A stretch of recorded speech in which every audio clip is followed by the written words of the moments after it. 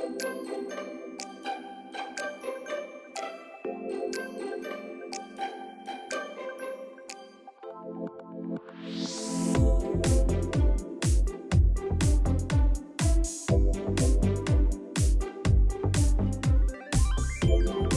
I'm Ben from Autism Neurodiversity Coaching. Today's topic is a trip to the supermarket as an autistic individual. Now, some people may be completely fine with it, they may have no problem whatsoever. Some people may have some days where they're fine and some days they're not, sort of random anxiety issues where they may feel absolutely fine going, or they may just not want to go at all. Some may appear fine, but actually on the inside they're having like waves of anxiety or waves of individual meltdowns happening, and some may actually need to be sort of dragged there kicking and screaming.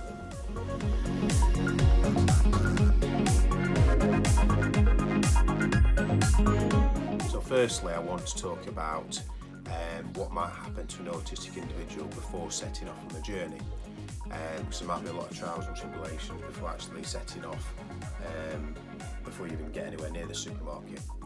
So firstly, an autistic individual may experience all of these symptoms or some of these symptoms or very little of them. First off, they may need to know how long it will actually take to get there. They may also want to know if there's any other visits or journeys that are going to be planned as well.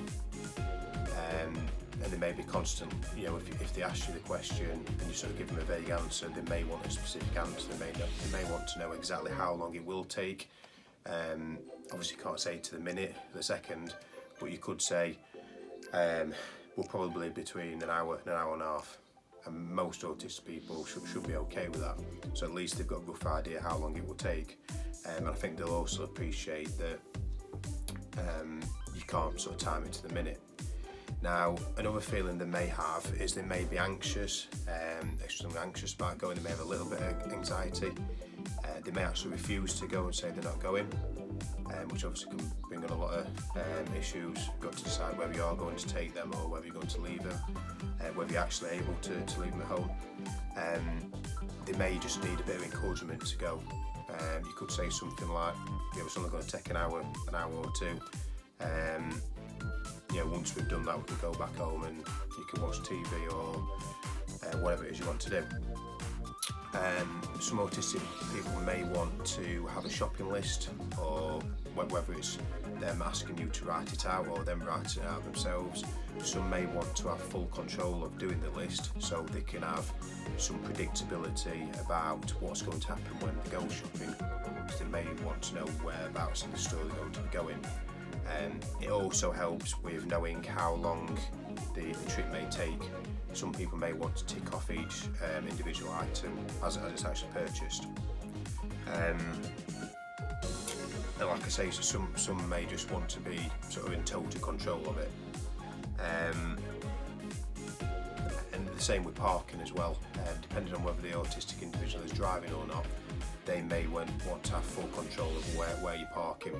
So if they're driving, they may want to know the exact spot or the area they're going to be going to, or they may ask you where you're planning on going as well. They could actually be too anxious to drive. So if they normally do drive or they do a bit of driving, they may say, I don't sort of fancy it today. Thanks for background noise, cheers. Or they could just need a bit of sort of encouragement to drive. You could say to them, look, it's not going to be that bad, it's not that busy on the roads, it only takes 15 minutes to get there, etc.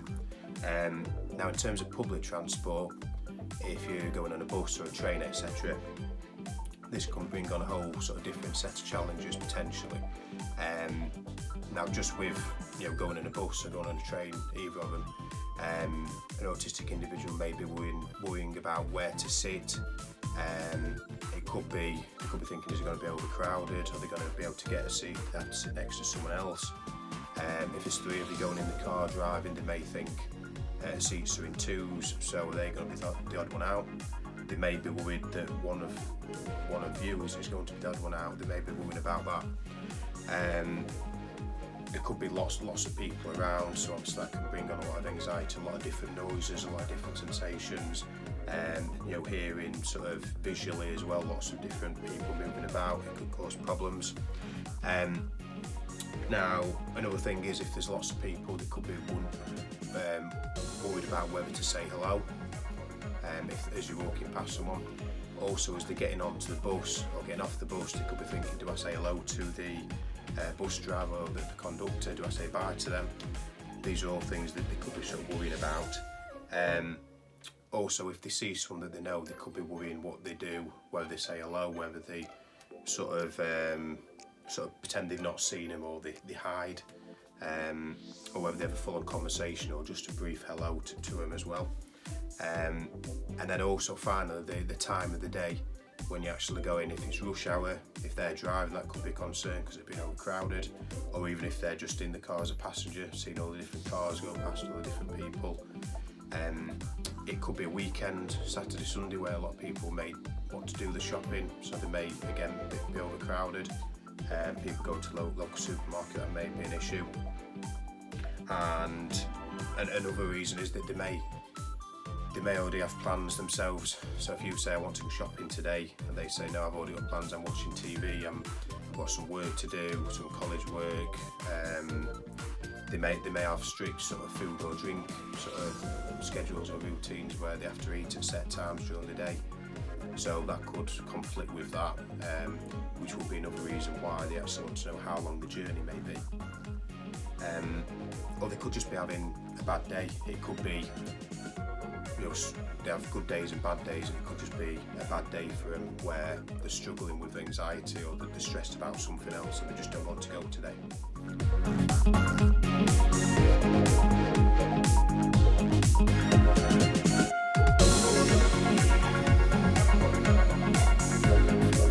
So the next part is actually arriving at the supermarket. If the autistic person is driving, or even if they're a passenger, an issue may be where to park. So if they're driving, they may be worried where to actually put the car.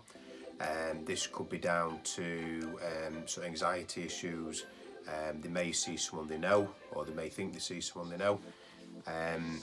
It could just be overcrowded, so they may want to park in a quiet spot so they're not surrounded by other people and other cars. If they do see someone they know, they may have the same problems we discussed earlier of whether to say hello to them, whether to avoid them, whether to hide or pretend they haven't seen them. Parking itself could be a skill that someone who's autistic may actually struggle with. So, for example, if they've got to reverse into a space, if they have dyspraxia, they may struggle with actually doing that. They may be capable of doing it, but they may struggle more than others. Obviously, if they're driving in the first place, they've got to learn how to reverse, but they may actually struggle with that. So they may need, if they're driving, they may need a person in the car to actually help them reverse, or to look out, not actually help reverse, but actually helping to sort of say if there's anything behind them or any moving people about. They could be worried about people watching, so they could actually be perfectly fine at driving the car or reversing it or pulling into space, but the anxiety of people watching them could actually make it a lot harder. So if they're driving on their own, there's no one there, they may actually be fine with that, which is why they may want to find a quiet space so no one's around so they can actually do that. And that will be better in a lot of cases, so you actually save time and stress and anxiety and everything else. Then obviously getting into the space, they may actually struggle with that. If there's a car parked over one of the spaces, they may struggle, as anyone would. They may be conscious of where disabled spots are, so they might not naturally know where the disabled spots are. They may, if you're autistic and you can apply for a disabled badge, you can actually use one of those spaces if you've got the blue badge. You may be worried about using the spot and people saying why are they in the disabled space, because there's nothing wrong with them or nothing that they're actually struggling with. So the autistic person may be able to use a disabled spot, but they may actually be worried about using what people may think or say. Now, like I said, they may want to park away from the area so there's less people to actually see them, there's less people to judge them as such, or they may want to park close to the store so there's less people to walk past when they get out, or they may struggle with walking, they may get fatigued a lot, so they may just want to do less walking, which obviously applies to a lot of people. It's not just an autistic thing, but if you suffer from fatigue more, it could be an issue. Now, physically walking into the supermarket could cause a challenge wherever you parked, because you could be worried about how you're actually walking, whether you think you're walking weirdly, whether you think you're walking sort of too casually, where you've got your hands in your pockets, you think you're walking too casually. You could think you're coming across as arrogant because you're walking around, strutting around, or doing a funny pose or whatever. You could think you're coming across as looking really shy and timid because you're not looking up, you're sort of looking down all the time, so that could be an issue. And there's lots of different potential issues just literally doing a walk, just walking into a supermarket. So like I say, you could think you're too arrogant, too ignorant because you're not looking at anyone. You look weird, how you maybe your hands are flapping about, or you've got a weird sort of walk. And it's hard to actually come across as being normal as such. At the end of the day, you're just walking. And the other thing is, you walk past people that could bring on anxiety when you wouldn't normally have that if you're walking on your own. They could, if you're an autistic person, you could be worried about talking to strangers. If you're a parent of an autistic person, or a friend or a partner, they may have no concept of who to talk to or who not to talk to. So they may just walk past people and say hello, and it may come across as weird or unnatural or whatever. An autistic person may not know whether to say hello or not to someone, but they may be very conscious of that, so that may be an issue. And then on the other side of that, once you've said hello to someone, do you say hello to everyone or just a few people? It could be hard to decipher how many people you have to say hello to. For example, you could be walking in the car park, could be one person coming towards you, you could just be nice and friendly, say hello, smile at them. But then if another person comes, do you do the same again, and whatever? It could cause a lot of sort of inner thoughts in your brain, overthinking it all, whereas most people just naturally do it and they either say hello, they don't worry about that. And then finally, the trolley situation. Some autistic people will just avoid getting the trolley. Some people would have no problem whatsoever. It doesn't bother them one bit. It completely unfazes them. For some people that do have issues with it, it could be down to having dyspraxia, for actually putting the pound coin or the other coin into the slot and worrying about getting the trolley out. They may be worried about not being able to do it, and if they're on their own, or the parent or family member, partner is away from the situation, they may be anxious about actually doing that and getting it wrong and other people watching them. As well as that, you could be worried about when you actually get the trolley, if there's a big queue on. Some people who are autistic would have no concept and they would just go in straight away and get the trolley and dive in the queue. That doesn't mean they're selfish, it just means that they're less socially aware of the situation. On the other side of it, there are ignorant people out there who will just jump in the queue knowing full well that they are doing that, and therefore that could cause issues for an autistic person who are very rule orientated and sort of just have good manners basically. That could be an issue if someone jumps the queue. You could be too nice, you could just let people go in front of you, and then you end up letting everyone go in front of you. Or because of anxiety, there's a couple of people behind you say, oh, you go first, I'm just sorting my change out, I'm just trying to find a pound coin, let them go, then you quickly want to try it. So there's lots of different issues potentially there. It could be that an autistic person suffers from none of those issues, or most of them. Now bear in mind, this is just before we've even got into the supermarket. We've not even got in yet, we've just literally driven there, or however we've got there, train, bus, and we're just about to enter.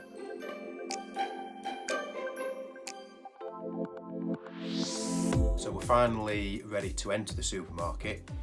So we've gone through all that potential anxiety, all those issues, potentially just getting there. We're finally ready now to actually enter the supermarket. So first off, you've got the doors you're walking through. A lot of supermarkets have like revolving doors. Now this could bring on issues if you've got someone coming out of the supermarket and you're about to enter. You might be able to judge how the doors work. You might not know exactly when to walk in, or the door might be just sort of coming round and you don't know whether to just jump in before or not, or sort of waiting for it to go all around again. You could have people behind you, they may be getting impatient if you don't sort of go in at the right time. Now another thing with autism is you could have some autistic people who actually find sort of joy in using the revolving door, so they might see it as like a stimming sort of pleasure where they want to keep going round and round in the doors, which obviously could cause a lot of problems for parents or partners, friends, whoever they're with. It's not going to kill anyone, but if there's lots of people around, it could cause potential issues. Or you may be autistic and you want to do that, but you know it looks sort of unnatural to some people, most people. Then you've got other types of doors. So you've got an automatic door where you might not sort of know if it's the right door to enter. It might be two doors to the supermarket entrance, so you might not know which one to go in, even though you can probably go in both. Some may have ones where you can enter, some where you can leave, so you've got to sort of judge that as well. And then once you're into the supermarket, some have like automatic gates and you don't know whether you're allowed to go through those or whether you're allowed to enter in between the tills or not, because some supermarkets let you, some don't. Or some sort of the automatic gates are open as some days and some are not, so that could be an issue. Then you've got the trolley. If an autistic person is intent on having a trolley, which they may be, may want to do, because it could cause, if an autistic person wants a trolley, it could ease their anxiety because they've got something to hold on to, something to push, something to take their mind off just walking around. So we discussed earlier potential issues actually walking and wondering whether you look weird or arrogant, whatever it is. By having a trolley, it could help that, it could make you feel calmer. On the other side of that, an autistic person, whether it's an autistic child, they may want to sort of play with a trolley, they may want to go and sort of run with the trolley and then fly on it. Now, some adults will want to do that as well. Now, some autistic people may just do it and not sort of have a care in the world, or may not realise that it's not seen as a right thing to do. So that could cause problems for parents. Some autistic people may, this is not just autistic people, this is people in general as well. Some autistic people may want to do that, but they may want to sort of go down an aisle where no one else is, so they can go and try it and sort of go from one length of the aisle to the other. Some kids may want to sort of hide on the bottom of the trolley, may want to lay under it if it's a young child maybe, which might not be a problem for some parents but might be for others. Then you've got, just going back to sort of entering the supermarket, you may see someone you know, they might be just leaving as you're entering, so it might be a bit awkward for you because you don't know whether to stop and talk, whether you just say hello. If you're having a conversation, if it's someone you know well, you might be worried about blocking the entrance up. So then do you actually go outside with the people, or do they stay in with you? Do you move to the side? All these sort of things go into your head. Now, if you're on your own, you may struggle with knowing where to go, or you may think you know where to go in your head, but then your head might just go blank, because mine just went just then. You might actually walk in and think, oh, I thought I need to go to such and such, but I'm not sure. Now, as well as that, there's aisle navigation. So, sorry, someone just come in, it's completely distracted me. So aisle navigation, for example, you may not have a clue where, what food or what product was on which aisle, or you may study it religiously just so you don't have to have issues with that. You may know exactly where each product is on each aisle. You may methodically do that, which could annoy the person you're with, because they might just want to just go around normally in their opinion, whereas you like to do it methodically and say, right, we've done this bit, move on to the next bit, and so on. Another autistic person might just be completely all over the place and go from one and then back to the other and whatever. They might go up one and down and all over the place. Then there's sort of, if you see someone you know and you want to avoid them, it could be like your best friend, could be a close friend, someone you used to work with, could be a relative or a family friend, whatever. You might see them, and if it were normally you're walking down the street and you see him, you just go up and speak to him. But if you're in a different environment where there's loads of other people, you might want to actually avoid them. Or you might really want to go and say hello to them, but they don't turn around and see you, so then you're worried how you actually approach them. Do you just shout the name, or do you go and tap on the back, or do you go down another aisle and meet them halfway? Obviously, if you're trying to avoid them, then that can be a pain, because you're going down one aisle and constantly looking out for them, which can cause all these sub things in your head when at the end of the day you just go in to shop for some food or whatever it is. Another issue is if you've been looking for something for like half an hour and you think, right, I just need 10 minutes, 5 minutes, whatever it is, and you think I need to ask a member of staff where the item is, that could cause a bit of anxiety, because you might think, so again, it's approaching a person, it's a social situation. You could get frustrated because you're looking for a staff member and you can never find one, or they're walking down the end of one aisle, you don't know whether to go chasing them down the aisle or shout them or meet them on the end of the next. So that can cause a lot of potential anxiety or stress issues or overthinking issues, which is probably the case.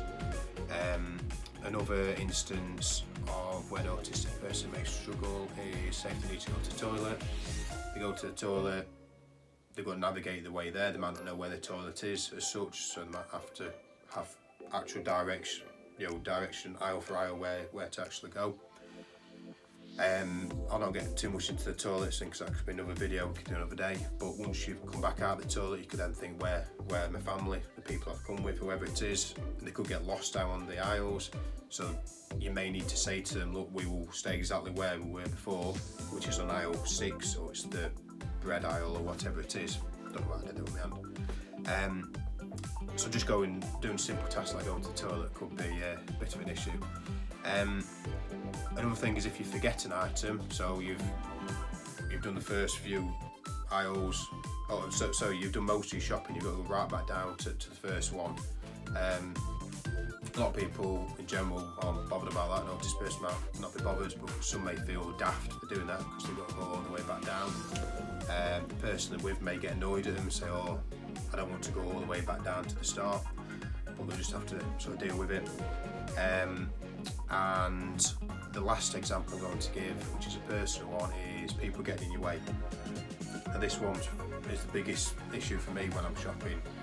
There seems to be a lot of people who just sort of aren't aware, something that an autistic person is accused of, not being aware of things, but a lot of people in general aren't aware of actually other people, so the two sort of trapped up in what they're doing, which is fine because you're zoning, you're focusing. I've got more background noises here. So I lost my train of thought there. So yeah, basically, where was I?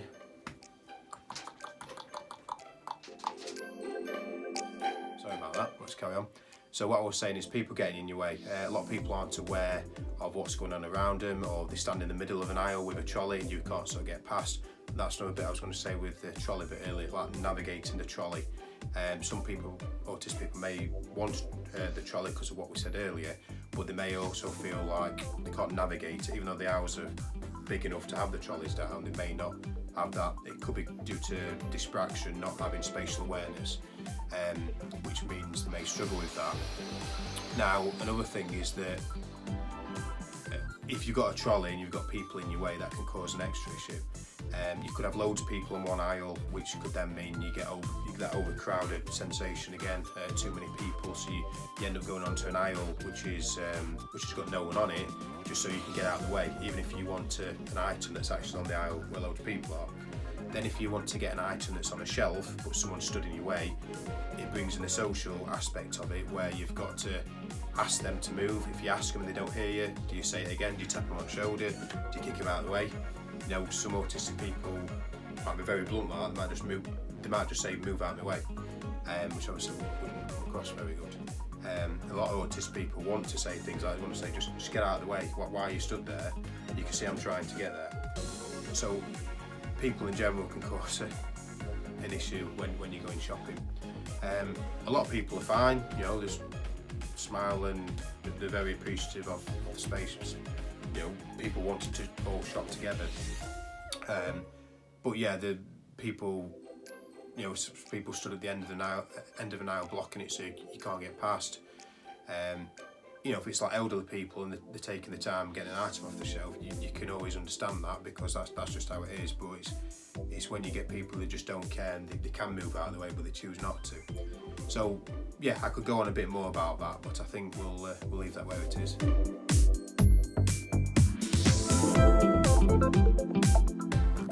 So the last part is actually paying and actually leaving the shop. So you've obviously got to find a till, so that could be a challenge in itself, because like most supermarkets have lots of tills, so you could be thinking, which till do I choose, which one looks like it's the least busy, for two reasons. One is just because you want to be the least busiest one, but also because you might look a bit of an idiot in your own mind if you go and pick one that's not actually the least busy, whereas someone else then gets on the least busy one and you feel mugged off by it, even though no one's actually thinking. That's what you might think in your head. Then you've got to place your items on the sort of conveyor belt. You might think, when do I do that? When's the right time for me to do that? If someone's in front of me, you might actually not be able to plan that correctly. Then you've got to not worry about it, but if you're nice, you'll think about using the next customer thing that you put in. So you might have that in your mind, or you might forget it, and then you might look ignorant if you've not done that, even though no one actually cares about that. No one's actually thinking what you're thinking in most situations. Then you're thinking, do you say hello to the cashier? Obviously, you know you should do. If they don't say hello to you, do you say it to them? Then do you make small talk with them? Do you say it's been nice weather outside? Ask them how the day's been, all that sort of stuff. Of course, you might not know what to do depending on what they're doing. If they look like they're receptive to talking, then fine. If they're not, you might think, well, do I still make small talk or not? A lot of autistic people will struggle with this sort of thing. Then you've got to sort of pack your items in your bags and then pay. So a lot of people can't do two things at once, so they'll think, right, I'll just get all the packing done and then I'll pay. But then you might be worried about the next customer coming behind you, thinking, I want to just quickly get out of the way so I'm not taking their room up or slowing their day down, even though no one else is probably thinking that or is bothered by that, but it might be in your head. So yeah, you've done your packing, then you're paying. You've got to remember your card number if you're paying on card, or counting the change out. Have you got enough money on you? Some autistic people will already have the notes ready, so they don't have to worry about counting that out.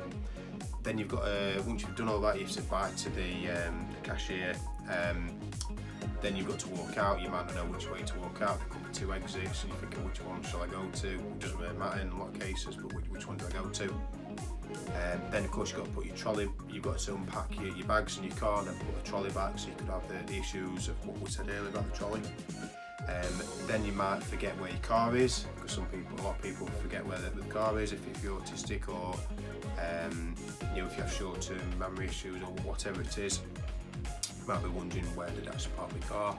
Then you've got the driving off bit, so the things we discussed earlier.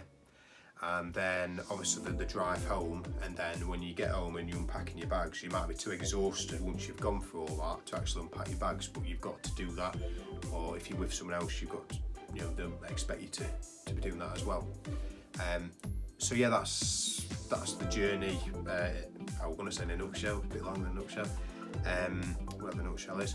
So yeah, there may be things that I've sort of missed off, but I wanted to show how exhaustive it can be for an autistic person just to do a simple task as such, like going to the supermarket. Thanks for your time.